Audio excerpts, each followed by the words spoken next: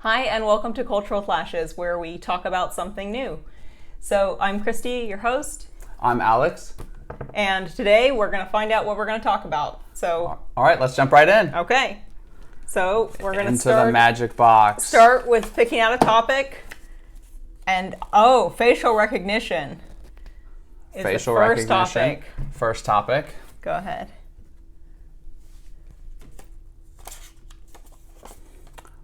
Policy versus culture. And what we got for the last one out of our magical box? Space exploration / exploitation. If you watched our previous one, you'll see this is a throwback. So what we do here is each week we kind of grab two topics amongst each other. We don't tell each other what they are, and we slip them in the box. So or our lovely chest here, as you can see. And after we've pulled these out, we go through each of them and we rank whether we love, hate, or going to kill them. We don't even want to talk about them. We just would rather put it out of its misery. So, but we have to assign each one. We have to assign something to each of those categories, regardless of how we really feel about it. Yep. All right. Do you want to kick it off with your thoughts on facial recognition? That's one of mine. So, I'm not going to. I'll let you rate it first. I think I'm going to say. I think I'm gonna have to hate on facial recognition. Yeah, you're gonna hate it? I'm gonna hate it. I think you're gonna hate talking about it and the direction it goes and everything about what's going on with it? No, I just have to assign something to hate. So. All right. Well, I think that out of these topics, I would kill it. Okay. All right. Just because I find these other two very interesting. So that'll lead me to the second. For policy versus culture, this looks like, judging from the beautiful hand writing, probably from you more so than me. So I would say for me, policy versus culture, I think I would love it. Okay, I actually love that one also, just because I put that in fairly recently, so I have discussion points on it. And then that leaves me with killing space exploration versus exploitation. Although So like every politician for the past 50 years. All right, so I guess that leaves me with hate, because I said kill on facial recognition. Yeah. So I'm going to hate space exploration and exploitation. All right. All right, let's see which one we're going to talk about here. Do you want to roll the die? The honor this time? All right, come on, magic numbers. All right, it's a 1. So a 1 facial recognition. is going to be facial recognition. Okay. All right. So let's put these other two back in the magic chest. Let's keep them out for when we talk about them at the end. Yes, that's true. We can just keep them, yeah. So, facial recognition. So I guess since this is the one I put in the box, I'll kick it off. So we've seen a lot of discussion, I think, over the past several years, this year in general, about facial recognition technology and the impact that it has on society, who's driving the ideas of facial recognition. You know, is it government contracts, or is it private companies? And how is that a good thing or is that a bad thing across either or of them? So what have you seen? I guess I don't know if you're going in a specific direction, but what have you seen as who's driving facial recognition? So I think especially it depends on the country. Some countries, I think, facial recognition is being largely driven by government entities, probably thinking countries like China, countries maybe like Russia. But a lot of those are also getting that technology from the United States with the private companies that are driving it. Like, facial recognition is a really big thing, not just, I think, probably in the government sector, but more so with companies like Amazon or Google, who want to be able to scrape more data about you in order to more accurately advertise to you. Yeah, because I guess my instinct, and I don't know all that much about facial recognition in general, my instinct, if you were to ask me who's driving it, the technology in the US, I would definitely say it's private companies. Private companies are coming up with the technology, and then they're looking for a market for the technology. So for instance, all the kind of artificial intelligence, machine learning, a lot of that is about pattern recognition, which feeds into, facial recognition, having an algorithm that can actually match a certain face, right? And it does seem like like you said, Amazon or like these big tech companies are coming up with the technology, perfecting the technology maybe for a totally different reason, and then looking for a market among, for instance, police, law enforcement, homeland security, etc. Yeah. Well, and the thing too about facial recognition is, I think you're right, that I think that we're seeing, there's a huge interest probably across security forces, police forces, and military, just in general for obvious reasons, right? Their business is, protecting people and, tracking potentially dangerous people. So you'd want to be able to do that. But then it gets into the murky area. Since this is such a new technology, you don't really have regulations for it. What kind of privacy, issues or concerns does that have? Do you want a government individual or a corporate individuals having your face in a database somewhere, or having huge databases of faces? Like, how does that square against, like, if you're an American, the American ideal of like privacy, which is not necessarily a constitutional right, but a concoction of Supreme Court cases and rights.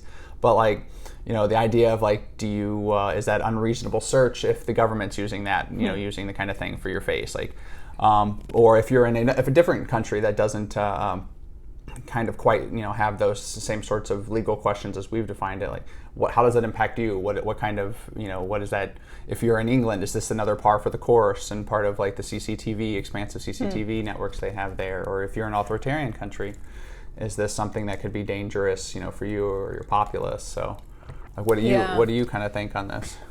Well, it's interesting because two things come to mind for me with this. One is that we just recently voted in a local election, and one of the talking points, which I found very interesting when we looked up the candidates, one of the points was about facial recognition, right? Was it not about kind of the use of algorithms and specifically facial recognition in the local community or in this region? So that's just something. Obviously, it seems to be on. I was actually kind of surprised to see it there because I've seen it more from the tech side as opposed to the policy side personally, just in where I've encountered it. And then the other thing is I recently just came across an article that RAND put out. So RAND is a think tank policy organization in Washington, D.C. They do a lot of good, interesting work on the intersection of technology and policy.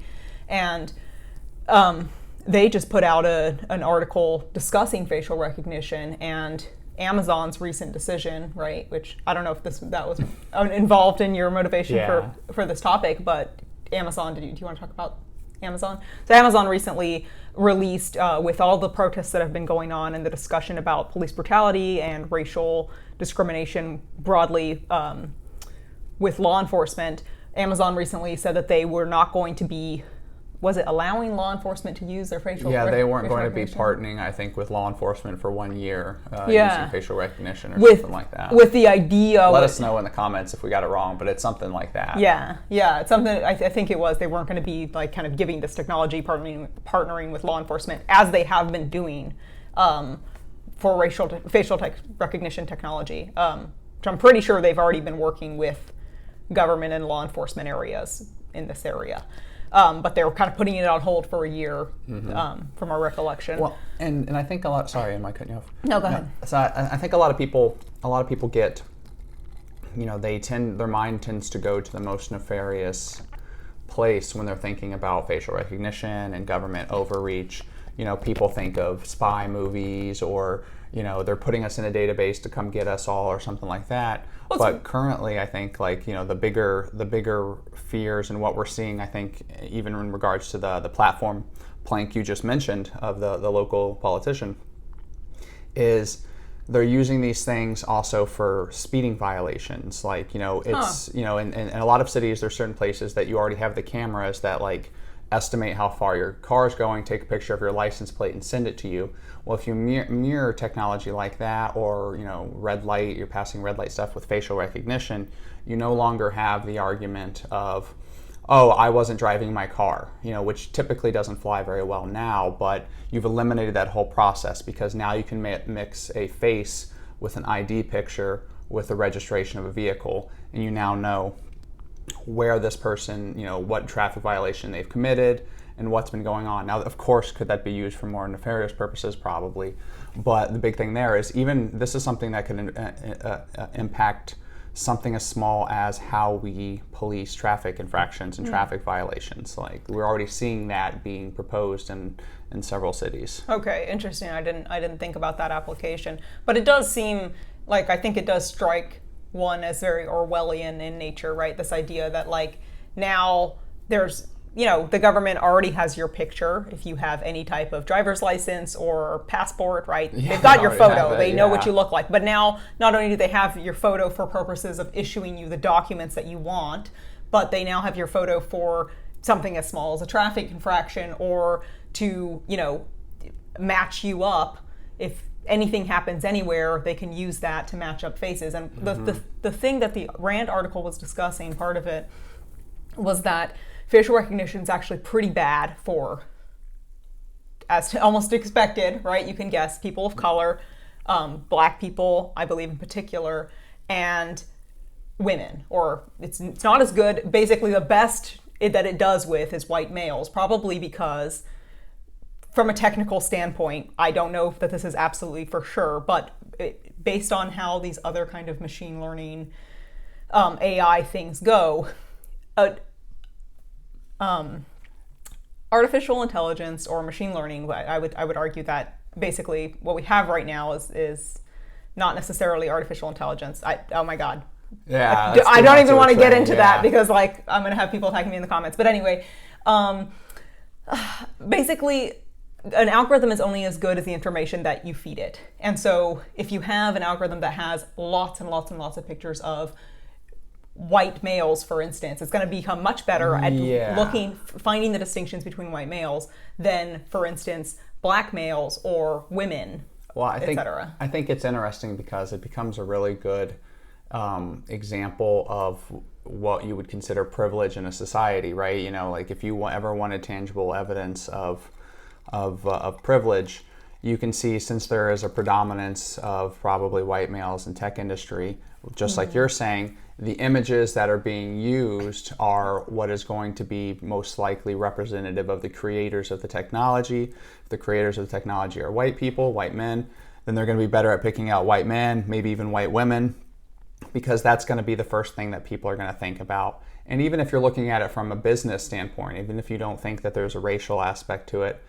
there's a larger percentage of white people, I think, in the country, but there's also a larger percentage of wealthy white people. So it makes more sense to market like, hey, if we get better at this type of technology in this area, we can advertise better, we can do this, we can do that.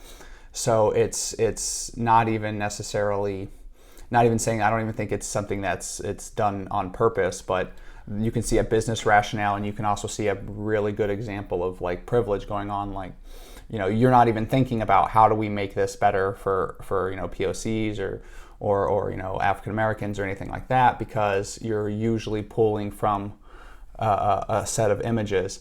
And the thing is a question that we probably shouldn't get too much into a rabbit hole with, but the question is judging from like, the media's done better in the past years of representing POCs, like in their depictions and the pictures that they're using, but we've had a lot of years of the scoundrel or gangster looking POC being the prevalent image that's shown by media and all that.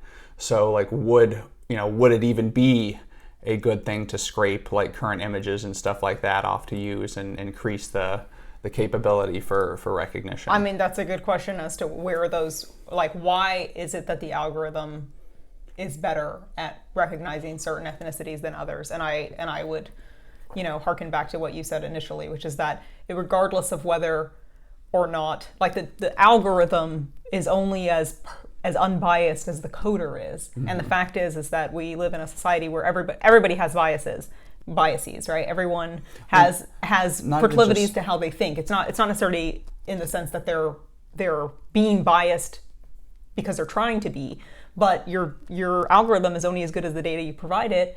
And depending on the data you have available, and depending on what you're thinking about when you're creating the algorithm, is like it's not just like it's not just a bias of the coder. It's not like you've got a racist dude sitting there, or even a racist light, to take the SNL commercial person behind there doing it. It's computers. Humans work similar to computers in some aspects. and that, like, just like you said, the information that you feed them feeds like their worldview or how they comprehend what's going on. And if you just don't feed them if they're missing large sections of information which would properly contextualize, what POCs look like, or what their lifestyle and status is. If you're excluding that information, you're not going to have a good, or an accurate end result, I think. Yeah. So the thing that the Rand article really was making the point of, it wasn't like a super long article. It was kind of brief, but what the point they were making was that the technology might solve and will assumedly solve those problems of, like, you're a person of color, you're now going to have the police coming to your door because they think that you're this person who they took a picture of, robbing a store, and now that picture's matched to you because the algorithm sucks. So assumedly those things are going to be fixed by the technology. At least that was the kind of point the Rand article was making. Those things they have technical fixes. What doesn't have a technical fix is the idea of, now you have this technology, how exactly are you using this technology, and how should you be using this technology? Can you put this technology back in the box if it exists, right? But then if not, how should you actually be using it? What's the policy solution for how it should be used? So, yeah.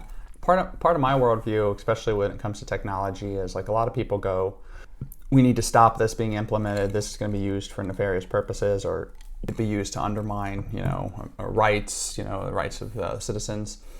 And my thoughts are, especially like as we've seen in the United States, is you can't stop this stuff, right? You can't stop the creation of it. You can't even stop the use of it. Like, what you can only really hope for is that you can get people elected that can pass, like, regulations that are going to protect you, or that the courts are going to rule that, you can't use them in a certain way. Like, you really need, like, then it becomes a populist and civic engagement push, because the stuff's going to be created, if not by us, by, people who don't have the same sort of concerns of a democratic government, like Chinese and the Russians. They're gonna, and other countries, and the United States, and anybody who really has an interest in affecting other foreign affairs. But, like, they're going to create this technology. So the only hope is that, your country creates, like you said, those guidelines, regulations, and protections that is not going to allow them to use that type of technology in you in a prosecutorial way or in a legal way.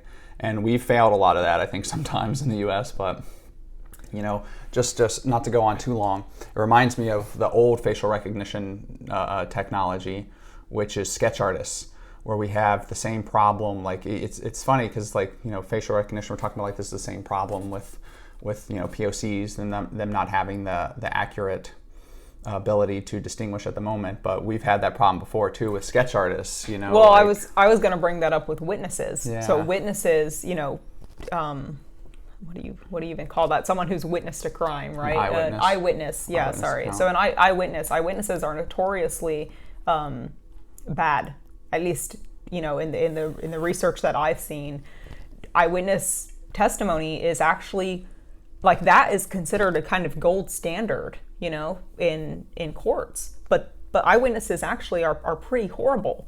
Like, you can do, like, look up some quick, like, memory tests, and you can see how poor your memory is to remember a certain situation or place. That's when you're calm, collected, sitting at your computer watching this video, like, not to mention, like, you're in a crime scene, your adrenaline's up, you're freaking out, and that, like we said before, the bias in algorithms is just the bias that's in society. And if you have, I'm sure, I would be shocked if you found out that white people eyewitness testimonies were really accurate when it came to identifying people of color. I would be shocked if you found that in a scientific study. I think that it's very, very, very highly likely that white people are probably very bad at identifying people of color. I think that they're probably terrible, and I'm sure I'm totally probably positive. Slightly better at identifying white people. They're also, like, terrible at that. Yeah, everyone's bad at your eyewitness testimony. Your memory is bad generally, Well, specific details like that, and throw even in more some- for things that you weren't familiar with. To throw in some pop sci, right? Isn't it true that something like a large percentage of like what you see even in your vision is like rendered by your brain? Like, you're seeing like, outlines of objects or something like that, and what you're actually seeing is being filled in by like your mind's eye. That's why you can think you see something ridiculous out of the corner of your eye, like a pineapple sitting on a table, and you look over and it's just your glass or whatever you've put there before. Like, yeah, so everything that you see is rendered, through your brain. So nothing's like a direct. Yeah, but I meant like besides direct stimuli. Yeah, but you're right that there are certain, there's parts of your vision that are basically just filled in by your brain, because you're not really taking in that exact information at the moment, and your brain kind of fills it in. So, and besides that, it's just the thing is that you're not only counting on, actually seeing the thing to begin with, but for eyewitness testimony, you're also counting on people's memories of it. And the memory is just really, really poor. And the fact that we still use that, I mean, it's kind of the best thing that we have, but it's, there's been many, many cases in which DNA results years and years on have exonerated people who went to prison for decades on the basis of eyewitness testimony. And it's a real problem. So in some sense, I could see, in some sense, it's already bad. It's already a bad situation. And maybe if we had really actually good facial recognition, in some ways it could actually improve, working facial recognition. It could improve outcomes for people who currently are sent to prison erroneously on the basis of things like poor eyewitness testimony. But, I think it's more complicated than that. Yeah, I agree. And if you all have any thoughts on facial recognition, and you have any experiences or ideas about tech companies or its implementation of security, make sure you drop a comment below. Switching gears a little bit, thinking about spinning off of facial recognition. So humans have a facial recognition system, basically a part in their brain as well, right? Like, that's why you can have those. If you have certain types of brain damage, or if you have differences in development, I don't know, I'm not a doctor, I'm so just, I don't know. But like, there are cases where people don't have the ability to recognize the faces of their loved ones or anybody in general. You just can't remember and recognize a face again and again.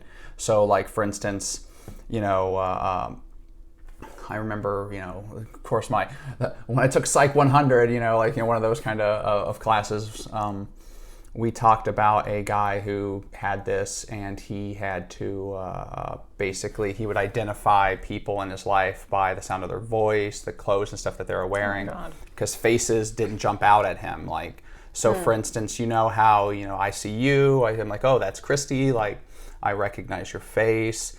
In a sea of people, they all look, those people don't jump out. So I've got a little bit of an eye prescription over the years. My eyesight's been degrading. So if you've ever worn glasses or put on somebody else's glasses, imagine looking at, 15, 20 people that are about, that are off in the distance or something like that, and you can't really quite make them up. Your vision's slightly blurry. They all kind of like mesh together a little bit. You can kind of make out their eye lines. You can tell height differences. You can see clothes differences, color differences, but you don't really pick out their faces. They don't jump out at you. Now imagine if that was like the case for you all the time. Like, we're even this far apart, and I'm not processing that. Like, that's fascinating. That must be. That's got to be a rare condition in general, but that's very difficult, because that's one thing that we as humans are good at doing with the people that we know. Like, I would think like there's failures to memory, which is why it's hard to like pick people out who you've never seen. You saw them for 5 minutes, 10 minutes one time, but in general, like, we are pretty good at recognizing the faces of people who we know, and it really is something that faces is just in general something that humans really latch onto, right? Yeah. Like, think about even if something like some kind of object or animal, right? We put like different faces on them because we like they have distinct faces and facial characteristics. And think about the little boys, that little pudgy boys that pull up their shirts and they make a mouth out of their belly button and like use the little like, you know, like eyeballs here. Yeah, we make faces out of our stomachs. Yeah, we make faces out of everything. That's just what we do. It's why people see all sorts of things manifest in toast, you know, and all sorts of stuff. Yeah. So like when I was a kid, I would see at night. I would see faces out of everything. I had poor eyesight also, so I would like everything became mutated in the dark. Yeah, or you see like a gnarled piece of wood, yes, you think it's like a face. Face. So it's interesting. It's wild to think. Imagine, you know, somebody not having that type of ability. I mean, I guess it's hard to imagine not doing anything that you are used to. You know, I think a spider can't imagine not walking on the ceiling. You know, something like that. But I just thought that was an interesting like other way of facial recognition, and see how maybe humans are similar to kind of machines in that area. If your software is not necessarily working, or if maybe it's a hardware issue, maybe they're not able to record it. Like you can, maybe they see the face and they're processing it, but they're not, you know, recording that as an associative material. Like, you know, who knows? It could be a number of things. Yeah. But it's wild to think about. Yeah, so was this person, like, were they born that way, or was it something that happened after an accident? Do you remember? I don't specifically remember with that case, and so this is the part where my memory might be faulty and I might start making stuff up. But if I'm correct, I remember reading about a couple different cases. There's some people that were born with it, and there's some people that I think like develop it later, like you know, like after accidents or, you know, something happened. So it's one of those. That's why they've kind of assumed that it's due to, you know, a region of the brain that handles those types of functions and processes. Is it can be damaged, it can be, you know, maldeveloped, it can be, you know, just not a part of somebody's genetic. But it wasn't necessarily not a memory issue, right? Like did they rule it out as a memory issue? I'm not. Okay, all right. I'm not. Yeah, I'm just curious because it could be a memory issue, or it could be. That's what I was saying earlier. It could be either. Could be they're not encoding it, or it could be that they aren't recognizing it. But you could design a study that could kind of tease those two apart. Yeah. So I'm not sure. That's what I was saying. It could be a multitude of like, you know, different brain processes, could be different like for different not people. working, and then the same, like it still ends in the same result. Like I don't recognize faces. Yeah. So is wild to think. So do we want to re-rank these? Yeah, sure. All right, let's pull them out. Let's see. So we had facial recognition was the first one. Policy versus culture was the second one. And space exploration / exploitation was the last one. All right, so what did you say for facial recognition?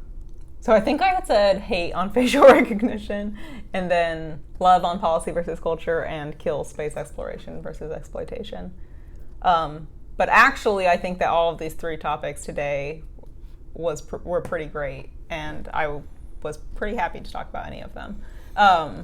So yeah, I think that none of these were things that I dreaded talking about. They all seemed like pretty good topics. But I think the facial recognition, that's a timely. I still think that policy versus culture would have been my favorite. You know, I originally put I think kill for facial recognition. Of these three, I might still have said kill on it. You know, because like I like it. I like the topic. It was very interesting. But you know, like. Policy versus culture, you know me, I love the politics. I did the political science stuff, so I'm always ready to dive into that. Although I think we did get into some of that with the facial recognition. And space exploration / exploitation, I'm always geared up to talk about space. So, but yeah, I think I would go ahead, and maybe this is controversial, let me know in the comments below, but I think I would keep kill on facial recognition. Okay. What about, so the other two, you'd be happy to talk about them? Yes, I would be happy. I would say, of these two, I would probably lean towards policy versus culture. Yeah, that would still be my love. I think I maintain my ranks. Okay, cool. All right. Nice. All right. Well, everybody, thank you for tuning in with us today. If you like the conversation or just want to help us out in general, like make sure you like the video, you hit that subscribe button, maybe tell a couple friends. So thank you. Thanks. See you all. And you know, sign up for notifications to see when we have something new out, if you want to step in for whenever we get to these other topics that we have. We'll eventually get to we're putting them back in the box, so we'll be back.